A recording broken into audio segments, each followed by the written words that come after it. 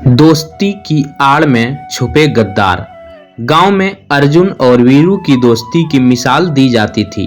बचपन से साथ पढ़े, खेले और बड़े हुए। एक दूसरे के बिना उनका कोई काम नहीं चलता था। लोग कहते थे कि अर्जुन है तो वीरू भी वही होगा। अर्जुन एक साधारण किसान था, लेकिन मेहनती और ईमानदार। वहीं वीरू थोड़ा चालाक था और शॉर्टकट ढूंढता रहता था। एक दिन गांव में खबर आई कि सरकार जमीन का मुआवजा देने वाली है। जिनके खेत नदी किनारे हैं उन्हें बड़ा पैसा मिलेगा। अर्जुन वीरू दोनों के खेत उस इलाके में थे, लेकिन अर्जुन के खेत ज्यादा उपजाऊ और बड़े थे। वीरू की नीयत डगमगाई।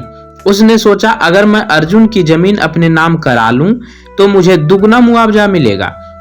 एक रात वीरू अर्जुन के पास आया और कहा, भाई, सरकार जमीन पर टैक्स बढ़ा रही है। अगर हम दोनों की जमीन एक नाम पर कर दें तो टैक्स कम लगेगा। तू मुझ पर भरोसा करता है ना? तो अर्जुन मुस्कुरा कर कहा, तेरे लिए तो जान भी हाजिर है। जमीन क्या चीज है? तो अर्जुन ने बिना सोचे समझे कागजों पर दस्तखत कर दिए। कुछ ही हफ्तों में वीरू ने सारा मुआवजा ले लिया और गांव छोड़कर शहर चला गया।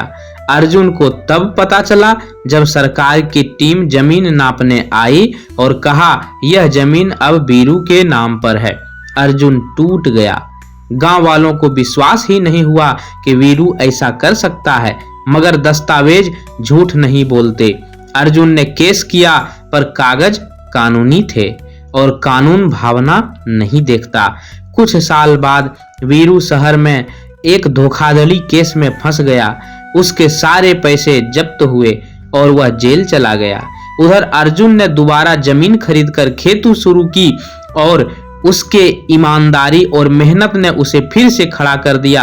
अब लोग कहते थे, धोखा भले ही जीत जाए कुछ पल के लिए, पर सच्चाई हमेशा आखिर में ही सही जीतती जरूर है।